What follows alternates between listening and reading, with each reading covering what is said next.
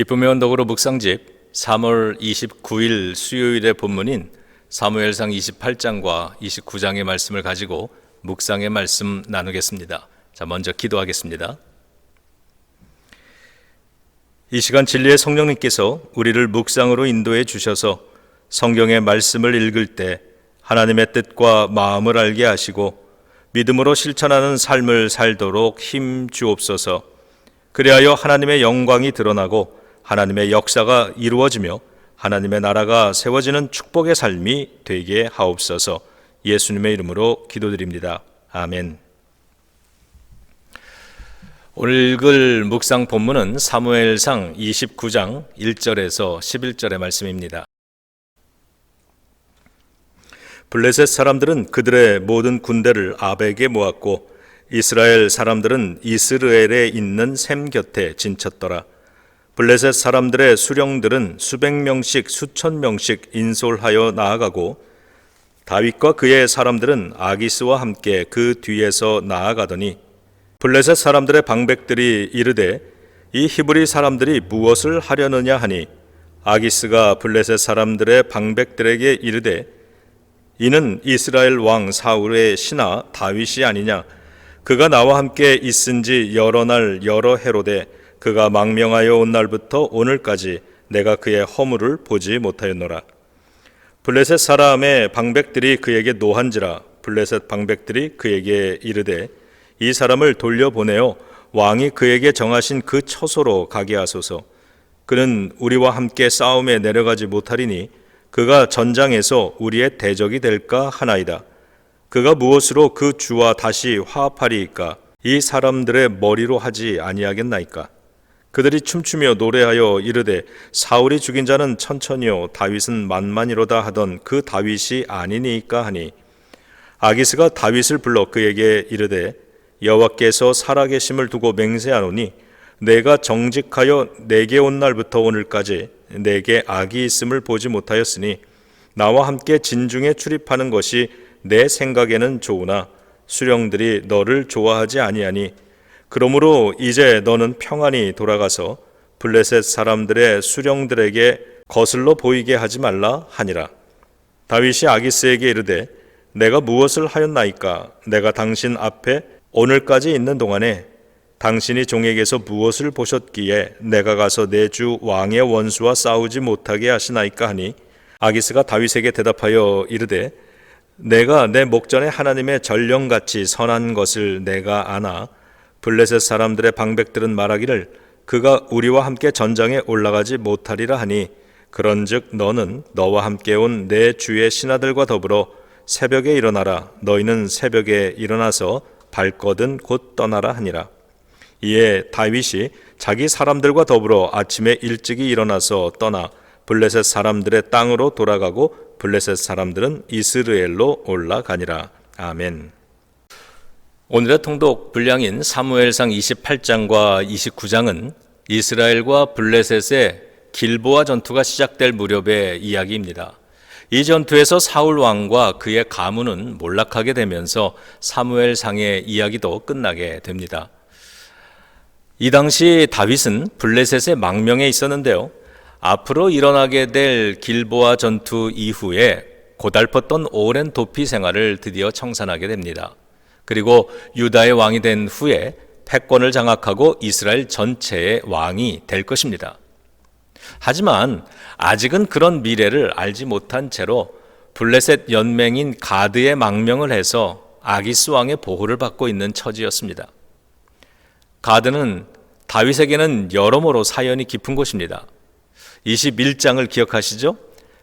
다윗이 사울을 피해 처음 가드에 갔을 때는 미친 사람 흉내를 내고서야 다시 도망쳐 나올 수 있었던 곳입니다. 하지만 시간이 흘러서 다시 가드를 찾아갔을 때는 다윗의 망명을 받아주었습니다. 그 덕분에 사울 왕은 다시는 다윗을 뒤쫓지 못했고요. 가드에서 다윗과 그의 부하들은 1년 4개월을 지내게 됩니다. 그러던 중 블레셋이 이스라엘과 전쟁을 준비합니다. 이 전쟁은 사울과 다윗 모두를 곤란하게 만들었는데요. 사울은 이스라엘의 왕으로서 블레셋의 대대적인 침략에 맞서야 하는 위기를 맞이한 것이고 다윗은 가드 왕의 요청으로 블레셋 뒤편에 서서 전쟁에 참여해야 했는데 그렇게 되면 조국인 이스라엘과 싸워야 하는 위기를 맞이한 것입니다.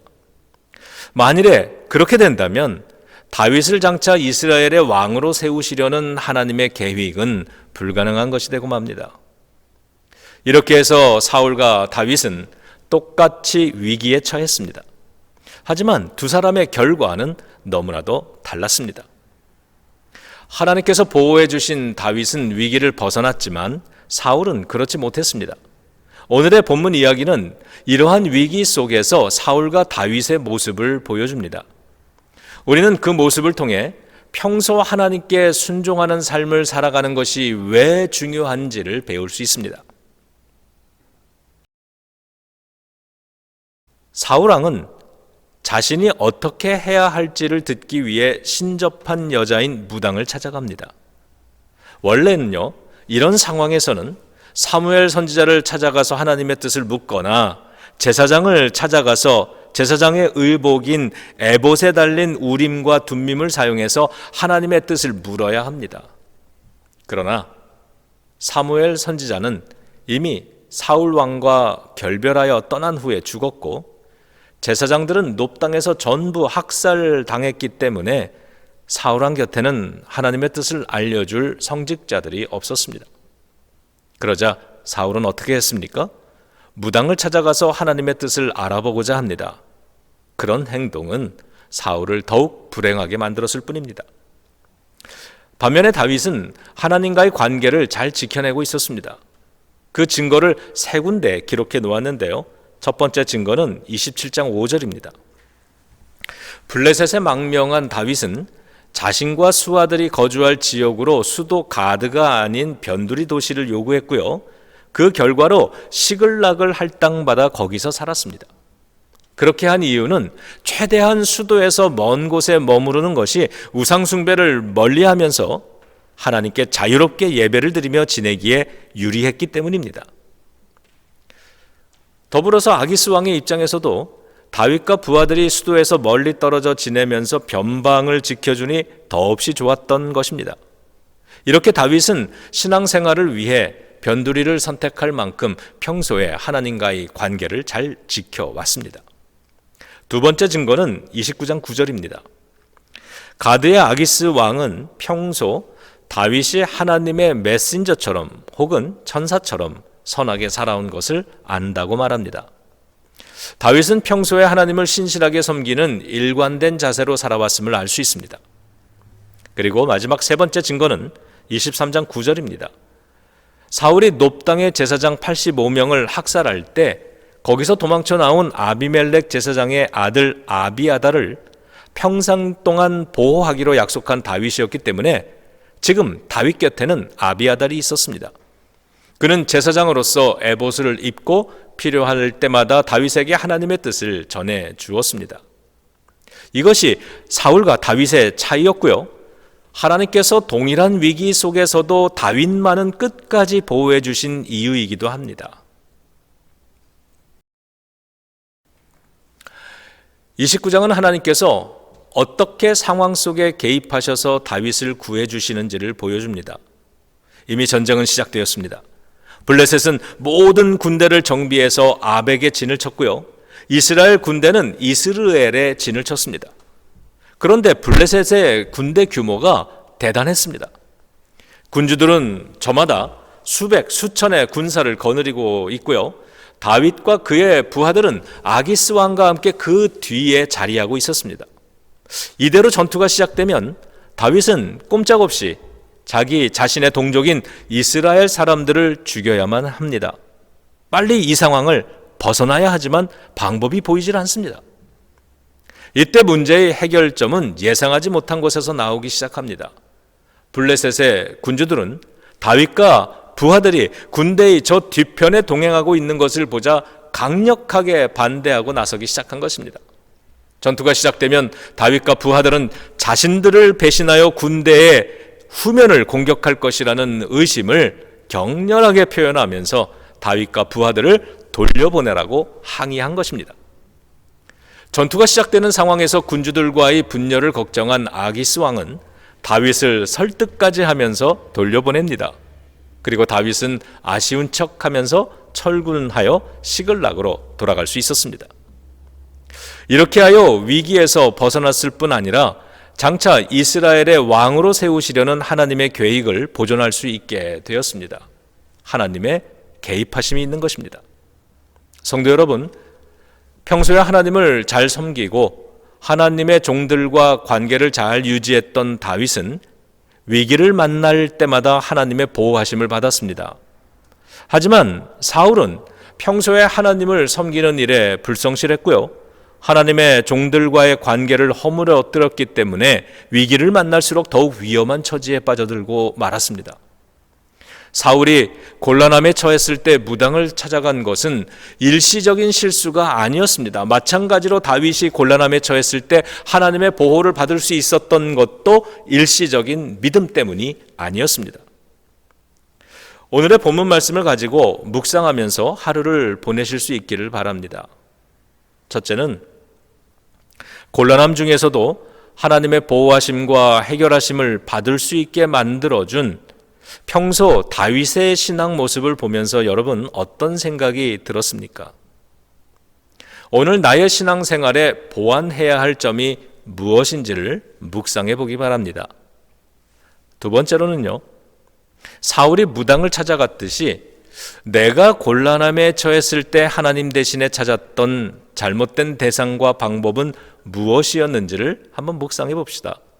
혹 떠오르는 일이 있다면 회개의 기도를 드려보시기 바랍니다. 성도 여러분, 여러분 가운데 오늘부터 성실한 믿음 생활을 다시 시작하기를 결심하는 분들이 계시다면 하나님의 은혜로 초대합니다. 설교 후 결단의 기도를 드릴 때 가슴에 손을 얹고 자막을 보면서 저와 함께 소리내서 기도를 드리겠습니다. 오늘 다시 시작하는 성실한 믿음 생활은 우리의 미래를 하나님의 보호의 날개 아래 거하게 해줄 줄로 믿습니다. 하나님은 믿는 자들에게는 언제나 너그럽고 신실하신 분이십니다. 하나님과 친밀한 관계를 유지하시고 목회자와의 관계를 허물지 않으면서 어떤 상황에서도 믿음의 길을 잘 걸어가시기를 우리 주 예수 그리스도의 이름으로 축원합니다. 이 시간에 우리 가슴에 손을 얹고 결단하기 원하는 분들 저와 함께 한 목소리로 따라서 함께 기도 올리겠습니다.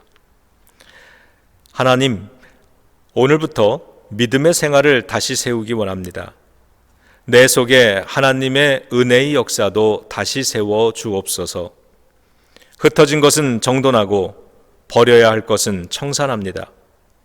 허물어진 영적 질서는 재건하고 무너진 영적 삶의 영역을 다시 세웁니다. 성령님의 기름 부음을 내려주셔서 이 모든 일이 가능케 되도록 힘 주소서. 그리하여 언제 찾아올지 모르는 블레셋의 공격으로부터 나를 안전하게 보호하여 주소서.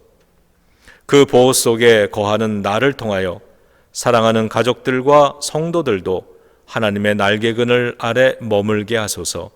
예수님의 이름으로 기도드립니다. 아멘.